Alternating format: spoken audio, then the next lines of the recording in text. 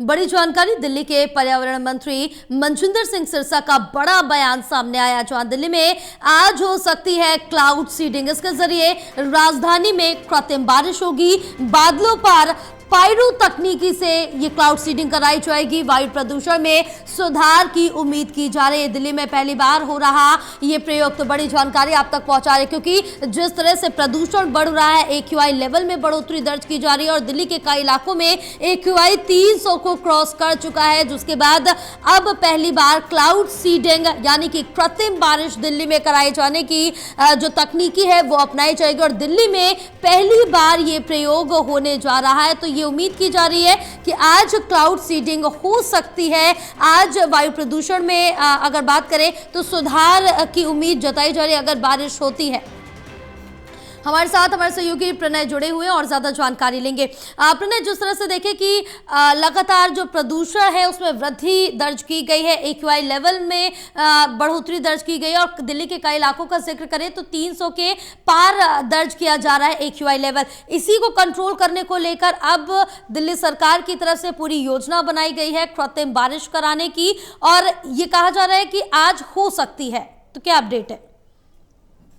बिल्कुल, देखिए जो जानकारी सामने आ रही है और खुद जो पर्यावरण मंत्री हैं उनका बयान भी सामने आया है जिसमें उन्होंने कहा है कि जो पहला ट्रायल था वो सफल हो गया था और आज दिल्ली में क्लाउड सीडिंग कराई जा सकती है।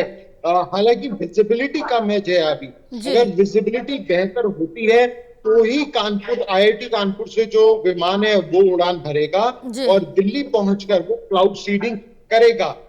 ये कार्य जो था वो कल होना था, लेकिन कल भी बादल छाए हुए थे जिसकी वजह से ये संपन्न नहीं हो पाया। आज उम्मीद जताई जा रही है कि अगर बादल छटते हैं, विजिबिलिटी बेहतर होती है, बादलों से ज्यादा जरूरी है विजिबिलिटी की। अगर विजिबिलिटी बेहतर होती है तो निश्चित तौर पर क्लाउड सीडिंग की जाएगी और उसके बाद दिल्ली पहली बार जो कृत्रिम आर्टिफिशियल रेन है उसकी साक्षी बनेगी। अब तक राजधानी में यह प्रयोग कभी भी नहीं हुआ है।